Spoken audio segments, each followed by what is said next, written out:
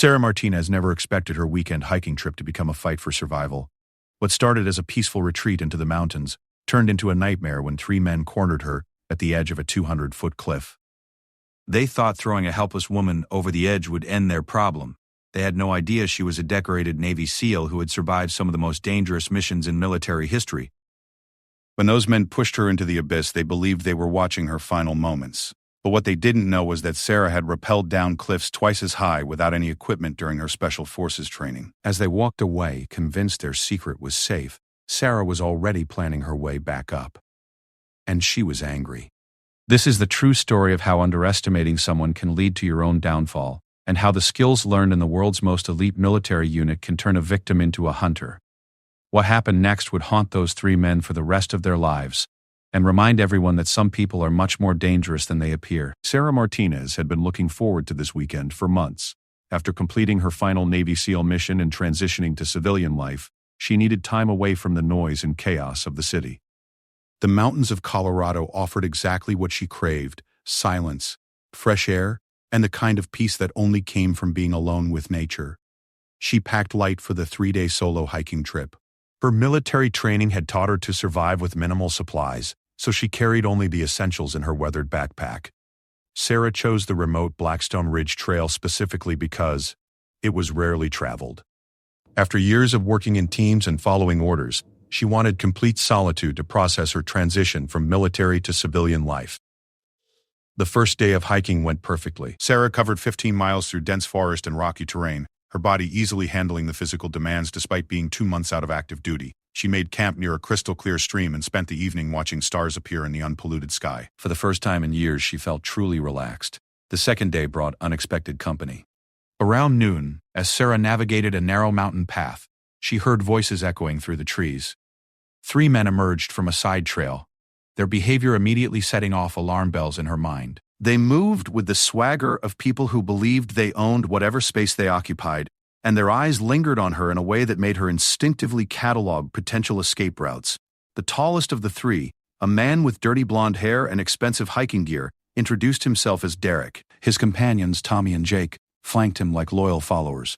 Derek's smile never reached his eyes as he asked Sarah where she was headed and whether she was traveling alone. Sarah's responses were polite but guarded. Something about their group dynamics and the way they positioned themselves around her felt predatory. When Derek suggested they all hike together for safety, Sarah politely declined and continued on her planned route. She could feel their eyes following her as she walked away, and her military instincts screamed warnings. But she convinced herself she was being paranoid. After all, not every interaction was a potential threat. She decided to take a detour off the main trail to avoid any further encounters. The detour led Sarah to one of the most beautiful viewpoints she had ever seen. The trail ended at a rocky outcrop that jutted out over a deep canyon.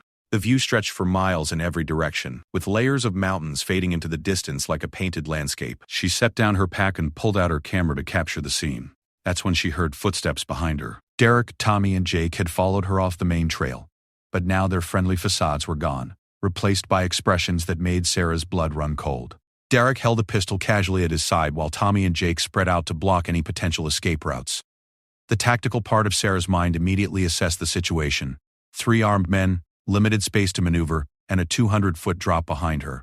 "You shouldn't have seen what you saw back there," Derek said, his voice carrying a menace that confirmed Sarah's worst fears. "That little side trail we came from? We were just finishing up some business that needs to stay private." Sarah's mind raced as she tried to understand what he meant. Then she remembered hearing what sounded like muffled shouting from the direction they had come from before encountering her. Her stomach dropped as she realized she might have stumbled upon something terrible. And now these men saw her as a witness who needed to be eliminated. "I don't know what you're talking about," Sarah said, keeping her voice steady despite the adrenaline coursing through her system. "I'm just hiking. I haven't seen anything." Tommy laughed, but it wasn't a pleasant sound. "She's lying, Derek. She's got that look." "She knows." Jake, who had been silent until now, spoke up. "We can't just let her walk away. She'll go straight to the cops." Sarah tried reasoning with them. She explained that she was a veteran just trying to enjoy some time in nature, that she had no interest in anyone else's business, that she just wanted to finish her hike and go home. But she could see in their eyes that they had already decided her fate. Derek raised the pistol, pointing it directly at Sarah's chest. "Nothing personal, lady." Wrong place, wrong time. But we've got too much at stake to take any chances. Sarah's Navy SEAL training kicked in automatically. She had faced death before, had been in situations where split-second decisions meant the difference between living and dying. Her body remained calm even as her mind calculated angles, distances, and possibilities. She noticed Jake's nervous fidgeting, Tommy's position slightly off balance, and Derek's overconfident stance. "You don't have to do this," Sarah said, taking a small step backward toward the cliff edge. To the three men, it looked like she was backing away in fear. In reality, she was positioning herself for what might be her only chance at survival. "Sorry, but we do," Derek replied, his finger tightening on the trigger. That's when Sarah made her move. Instead of diving to either side as the men expected, she threw herself backward off the cliff. The last thing she heard before the wind rushing past her ears drowned out all other sounds was Derek's shocked curse and Tommy shouting, "Holy hell, she actually jumped." The three men rushed to the edge and looked down into the canyon. Far below, they could see Sarah's body lying motionless on a narrow ledge about halfway down the cliff face. She wasn't moving, and from their position, it was impossible to tell if she was even breathing. "Is she dead?" Jake asked, his voice shaky now that the reality of what they had done was sinking in. Derek studied the scene below through a small pair of binoculars he pulled from his pack. Sarah's body was twisted at an unnatural angle, and there was no sign of movement despite several minutes of observation. "She's got to be," Derek said finally. "Nobody survives a fall like that. Look at how she's lying there." Tommy was pacing nervously. "We need to get down there and make sure. What if she's just unconscious?" "Are you crazy?" Derek snapped. "It would take hours to climb down there, and even longer to get back up. Besides, even if by some miracle she survived the fall, she's stuck on that ledge with no way up or down. She'll die of exposure before anyone finds her." Jake was looking around nervously, as if he expected park rangers to appear at any moment. "We need to get out of here. If anyone comes looking for her, we don't want to be anywhere near this place." Derek nodded, taking one last look at Sarah's motionless form far below. "Clean up any evidence we were here. Make sure we didn't drop anything. And from now on, we were never on this trail. We spent the whole day on the main route and never saw this woman." The three men quickly gathered their belongings and hurried back toward the main trail. As they walked away, Derek couldn't shake the image of Sarah throwing herself off the cliff rather than face whatever fate they had planned for her. He told himself it was better this way. Cleaner than what they would have had to do otherwise. But Derek had made a critical error in judgment. He had assumed that Sarah Martinez was just an ordinary hiker who had panicked and chosen to jump rather than be shot. He had no way of knowing that the woman now lying motionless on the ledge below was a decorated Navy SEAL who had undergone some of the most intense survival training in the world. As the three men disappeared into the forest, convinced they had eliminated their problem, Sarah Martinez slowly opened her eyes and assessed her situation. The fall had been brutal, and her body screamed in protest as she carefully moved each limb to check for serious injuries. Her left shoulder was definitely dislocated, and she could feel blood running down her face from a gash on her forehead. But she was alive, conscious, and most importantly, she was angry. During her SEAL training, Sarah had learned to fall from great heights and survive. The technique involved relaxing the body during the fall and knowing how to distribute impact to minimize fatal injuries. She had also learned to control her breathing and heart rate to the point where she could appear dead even to close observation. The ledge she had landed on was narrow but stable, carved into the cliff face by centuries of wind and weather. It was invisible from above, and would have been impossible to land on by accident. But Sarah's training had taught her to spot such features even during a high-stress situation, and her years of experience had allowed her to aim for it during her controlled fall. As feeling returned to her battered body, Sarah began to formulate a plan. The men above thought she was dead, which gave her a significant advantage.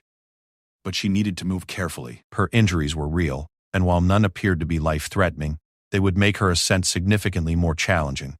Sarah pulled off her backpack, amazed that it had stayed with her during the fall. Her water bottles had shattered, soaking her spare clothes, but her other supplies had survived. Most importantly, her small first aid kit was intact. She used the contents to clean the wound on her forehead and fashion a makeshift sling for her injured shoulder. Looking up at the cliff face above her, Sarah began to plan her route. During her military career, she had free-climbed cliffs twice as high without any equipment.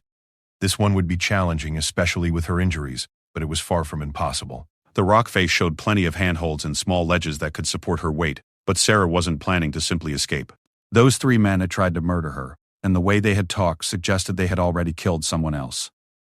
Her sense of justice, honed by years of military service, demanded that they face consequences for their actions. As the sun began to set, painting the canyon walls in shades of orange and red, Sarah Martinez began her ascent. Each movement was carefully calculated, each handhold tested before committing her full weight. Her dislocated shoulder sent waves of pain through her body with every reach, but she pushed forward with the same determination that had carried her through SEAL training. The three men who had thrown her over the edge thought they had eliminated their problem. They had no idea they had just awakened something far more dangerous than anything they could imagine. Sarah Martinez wasn't just climbing back up to safety. She was climbing back up for justice. And when a Navy SEAL sets their mind on a mission, failure isn't an option. As she climbed through the growing darkness, Sarah thought about those three men settling into their camp, probably celebrating what they believed was the perfect crime. They thought they had all the advantages: numbers, weapons, and the element of surprise. What they didn't realize was that they had just handed the advantage to someone whose entire career had been built on turning impossible situations into victories. The hunt was about to begin, and this time Sarah Martinez would be the one with all the advantages. The climb took Sarah 3 grueling hours. Every muscle in her body screamed for relief, and her dislocated shoulder felt like it was on fire. But when she finally pulled herself over the edge of the cliff and lay gasping on solid ground, she felt a familiar surge of satisfaction. It was the same feeling she had experienced after completing impossible missions during her SEAL career, the knowledge that she had pushed her body and mind beyond their apparent limits and survived. Sarah allowed herself 5 minutes to rest before moving into action. The three men had a significant head start, but she had advantages they couldn't imagine. Her night vision had been enhanced by years of military training, allowing her to move through darkness that would leave ordinary hikers stumbling blind. More importantly, she understood how to track people through wilderness terrain, a skill that had kept her alive in hostile environments around the world. Finding their trail proved surprisingly easy. Derek, Tommy, and Jake were amateur hikers at best, leaving obvious signs of their passage through the forest. Broken branches at shoulder height, disturbed vegetation, and footprints in soft soil created a clear path for someone trained to read such signs. They were moving fast but carelessly, probably eager to put distance between themselves and the scene of their crime. After following their trail for 2 miles, Sarah found their campsite. The three men had chosen a sheltered spot near a small stream, with their tents arranged in a triangle around a central fire pit. Light flickered from within 2 of the tents, and she could hear muffled conversation and occasional laughter. They obviously felt safe and were probably celebrating their successful elimination of a witness. Sarah positioned herself on a ridge overlooking their camp, hidden among dense pine trees that provided perfect concealment. From this vantage point, she could observe their every movement while remaining completely invisible. She settled in to watch and listen, gathering intelligence the same way she had during reconnaissance missions in hostile territory. What she learned during the next hour changed everything. The three men weren't just random killers who had panicked after she witnessed something they wanted to keep secret. They were part of a larger criminal operation that had been using the remote wilderness areas to dispose of people who threatened their business. Derek was apparently the leader, with connections to drug trafficking networks operating throughout the region. He said that this was no. This is the book, it's about history. Derek was apparently the leader, with connections to drug trafficking networks operating throughout the region. Secondly, Tommy and Jake were his enforcers, men who specialized in making problems disappear permanently. The conversation Sarah overheard made her blood run cold. They talked casually about previous victims, referring to them by numbers rather than names. Number 7 had been a potential informant who was getting too close to their distribution network. Number 12 was a rival dealer who had tried to move into their territory. The woman they had killed earlier that day, before encountering Sarah, was apparently number 18. But what made Sarah's anger turn to cold fury was hearing them plan their next victim. A young park ranger named David Chen had apparently been asking too many questions about missing hikers in the area. Derek had decided that David needed to have an accident during his next patrol, and they were already discussing methods to make his death look natural. Sarah listened to these men casually plan another murder. She realized this wasn't just about getting justice for what they had done to her. This was about stopping a killing operation that had been targeting innocent people for months, maybe years.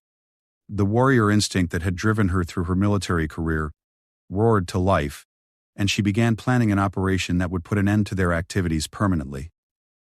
Sarah's first priority was gathering evidence. Using her smartphone, which had miraculously survived the fall in a protective case, she recorded portions of their conversation that clearly established their guilt in multiple murders. She also photographed their faces and the license plate numbers of 2 vehicles parked nearby. But she knew that simply turning this evidence over to authorities might not be enough.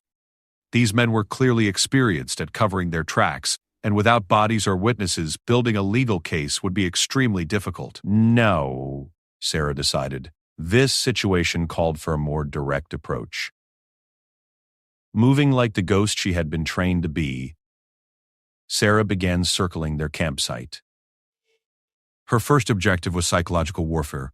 She wanted them to understand that they were being hunted before she moved to capture them. During her SEAL career, she had learned that fear could be more effective than bullets in breaking down enemy resistance. Sarah's opening move was subtle but effective. She waited until all 3 men were in their tents, then carefully moved their boots and backpacks just a few feet from where they had left them. When they woke up the next morning, they would find their gear displaced in ways that couldn't be explained by wind or animals. It would plant seeds of doubt about whether they were truly alone in the wilderness. Her next psychological strike came an hour later. Jake emerged from his tent to use the makeshift latrine they had constructed downstream from their camp. As he walked through the darkness, Sarah began making soft sounds in the forest around him. The snap of a twig here, the rustle of leaves there. Nothing obvious enough to be clearly identified as human presence, but persistent enough to make him nervous and constantly look over his shoulder. When Jake hurried back to camp and mentioned hearing strange sounds, Derek dismissively told him it was just forest animals. But Sarah noticed that Derek's voice carried a slight tension that hadn't been there before. Psychological pressure was beginning to work. Sarah's third move was more direct. She waited until the early morning hours, when all 3 men were sleeping deeply, then approached their camp with the stealth skills that had made her one of the most effective special operations soldiers in the Navy. Moving from shadow to shadow, she reached the edge of their camp without disturbing so much as a fallen leaf. Derek's tent was positioned closest to the tree line, making it the perfect target. Sarah carefully loosened several of the tent stakes, leaving them just barely holding the structure in place. Then she tied nearly invisible fishing line from her emergency kit to the remaining stakes and retreated to her observation position. When Derek stirred just before dawn and shifted his weight in the tent, the carefully sabotaged structure collapsed on top of him. He woke up thrashing and cursing, tangled in nylon fabric and unable to immediately understand what had happened. His shouts woke Tommy and Jake, who emerged from their own tents to find Derek struggling to free himself from the collapsed shelter. "What the hell happened?" Tommy asked. Looking around nervously, Derek finally extracted himself from the wreckage and examined the tent stakes. "These were pulled out," he said slowly, his voice carrying a new note of concern. "This didn't just fall down by itself." Jake pointed to the other gear that had been moved during the night. "And our stuff wasn't where we left it yesterday. I told you I heard something moving around out there." For the first time since Sarah had met them, the 3 men looked genuinely worried. They gathered around their fire pit and spoke in hushed tones, constantly glancing at the surrounding forest. Derek insisted that it had to be animals, but his voice lacked conviction. Tommy suggested they break camp and head back to their vehicles immediately. Sarah smiled grimly from her hidden position. The psychological phase of her operation was working perfectly. The men who had been so confident when they held all the advantages were now starting to feel hunted. But she was just getting started. As the 3 men hastily packed their gear and prepared to leave the campsite, Sarah moved ahead of them on their likely route back to the parking area. She knew this terrain better than they did now, having spent hours studying topographical features during her overnight surveillance. There was a narrow canyon passage about a mile ahead where the trail bottomed out between steep rock walls. The perfect place for an ambush. Sarah reached the canyon passage well ahead of her quarry and began preparing her trap. Using techniques learned during urban warfare training, she created a series of obstacles and diversions designed to separate the 3 men and force them into defensive positions where she could deal with them individually. Fallen logs were repositioned to create choke points, loose rocks were balanced to create noise when disturbed, and strategic sightlines were cleared to give her maximum advantage. The centerpiece of her trap was a carefully constructed pitfall, disguised with branches and leaves. It wasn't deep enough to cause serious injury, but it would be more than sufficient to incapacitate one of her targets long enough for her to neutralize the others. Sarah had learned during her military career that the key to overcoming superior numbers was dividing and conquering. Force your enemies to face you one at a time instead of as a group. As she waited in position for the 3 men to arrive, Sarah reflected on how much her situation had changed in less than 24 hours. Yesterday morning, she had been a retired veteran trying to find peace in the wilderness. Now she was conducting a military operation against multiple targets who had tried to kill her and were planning to kill others. But Sarah felt no doubt about the rightness of her actions. These men had forfeited any claim to mercy when they chose to become predators who hunted innocent people. They had made their choice when they threw her over that cliff, and now they would face the consequences. The only question was whether they would survive long enough to face justice in a courtroom, or whether Sarah would be forced to become judge, jury, and executioner in the wilderness that had become their hunting ground. The sound of approaching footsteps and nervous conversation told Sarah that her quarry was finally entering the trap she had prepared. Phase 2 of her operation was about to begin, and this time, the 3 men who thought they were experienced killers were about to learn what it meant to be hunted by someone who had made warfare into an art form. Derek, Tommy, and Jake entered the canyon passage in single file, with Derek in the lead and the other 2 following close behind. They were moving faster than Sarah had expected, clearly eager to reach their vehicles and get away from an area that no longer felt safe. But their haste would work to Sarah's advantage. People who are hurrying through terrain make more noise and pay less attention to their surroundings. The first phase of Sarah's ambush worked exactly as planned. Derek stepped directly onto the concealed pitfall, and the carefully balanced covering gave way beneath his weight. He dropped 4 feet into the hole Sarah had dug, landing hard on his back and crying out in pain and surprise. The pistol he had been carrying flew from his hand and landed several feet away from the pit. Tommy and Jake immediately rushed to help Derek exactly as Sarah had anticipated. Their attention was completely focused on the hole and their trapped leader, making them perfect targets for the next phase of her attack. Sarah emerged from concealment behind them, moving with the fluid silence that had made her legendary among her SEAL teammates. Jake never saw her coming. Sarah's arms snaked around his neck in a sleeper hold that cut off blood flow to his brain within seconds. He was unconscious and falling to the ground before Tommy even realized they were under attack. Tommy spun around to find Sarah standing over Jake's motionless form, her eyes cold and focused with the intensity of a trained killer. He reached for the knife on his belt, but Sarah was already moving. A precise strike to his wrist numbed his entire arm, causing him to drop the weapon. A follow-up blow to a nerve cluster in his shoulder sent him to his knees, gasping in pain. "Don't move," Sarah commanded, her voice carrying the authority of someone accustomed to being obeyed without question. "Don't speak. Don't even think about running." From the pit, Derek was shouting threats and demanding to know who Sarah was. When he finally looked up and saw her standing over his incapacitated companions, his face went pale with shock and disbelief. "You," he whispered. "But you're dead. I saw you fall. You weren't moving." Sarah looked down at him with the same cold expression she had worn while interrogating enemy combatants in hostile territory. "I got better," she said simply. The hunt was over. Now came the reckoning. Sarah stood over the 3 men, studying them with the calculating gaze of a predator who had finally cornered her prey. Derek remained trapped in the pit, his earlier bravado replaced by genuine fear. Tommy knelt beside the hole, clutching his numbed arm and trying to process how quickly their situation had deteriorated.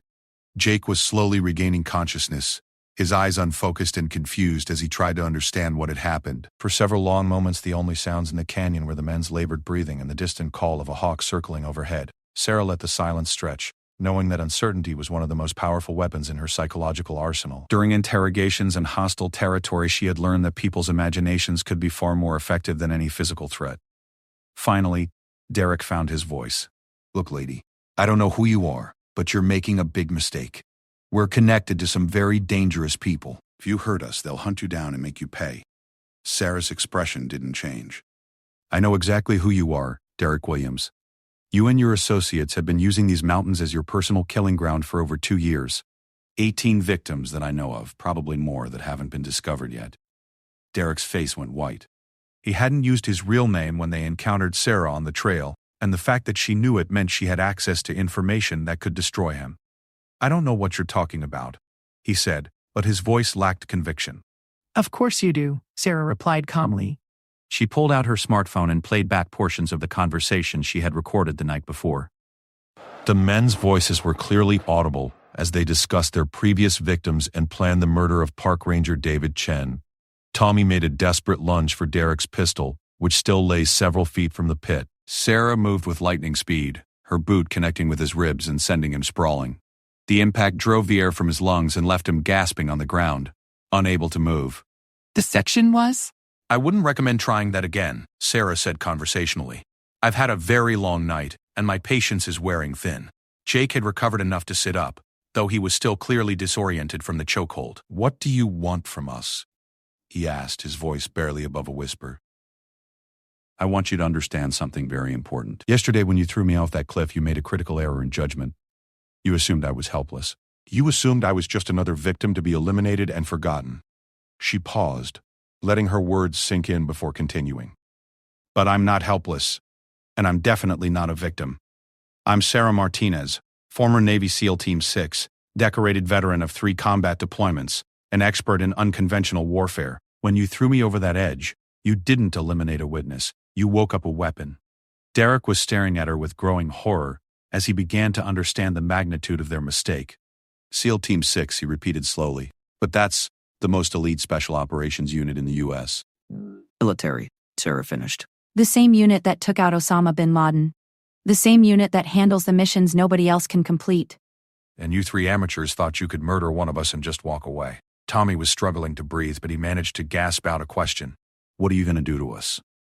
Sarah stood up and began pacing around the 3 men like a predator circling wounded prey. That's an interesting question. You see, I have several options. I could kill all 3 of you right here and make your bodies disappear in these mountains. Given your line of work, I doubt anyone would come looking very hard. Jake whimpered at her words, and even Derek seemed to shrink deeper into the pit. Or, Sarah continued, I could take you prisoner and deliver you to the authorities along with all the evidence I've gathered about your activities. Of course, that would mean you'd spend the rest of your lives in federal prison, probably on death row. She stopped pacing and fixed each of them with a stare that made their blood run cold. One that might interest you more than the other, too. Derek found enough courage to ask, what kind of option? Sarah pulled a satellite communicator from her pack, military-grade equipment that could reach emergency services, even in the most remote locations. I'm going to contact the FBI and tell them exactly where to find the bodies of your victims. I'm going to give them your names, your vehicle information, and enough evidence to put you away forever. But I'm also going to give you a choice. She activated the communicator and began entering coordinates. You can run. Right now, leave everything behind and disappear into the wilderness. But understand this. If any of you ever surface again, if you ever commit another crime, if you so much as get a speeding ticket, I will find you. And next time, I won't be interested in giving you choices. Tommy looked confused. You're letting us go. I'm giving you the chance to disappear, Sarah corrected. There's a difference. If you're smart, you'll take new identities and spend the rest of your lives looking over your shoulders. If you're stupid, you'll try to go back to your old lives, and that's when you'll discover what happens to people who cross a Navy SEAL. Derek was studying her face, trying to determine if this was some kind of trap.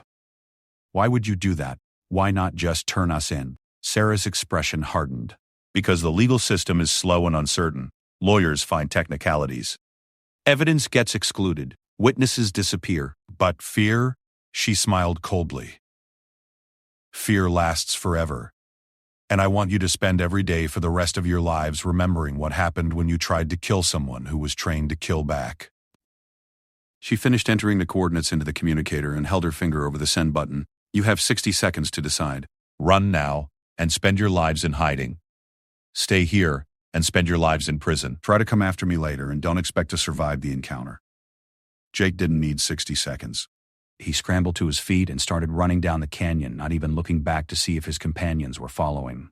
Tommy hesitated for a moment, then grabbed Derek's arm and helped pull him out of the pit.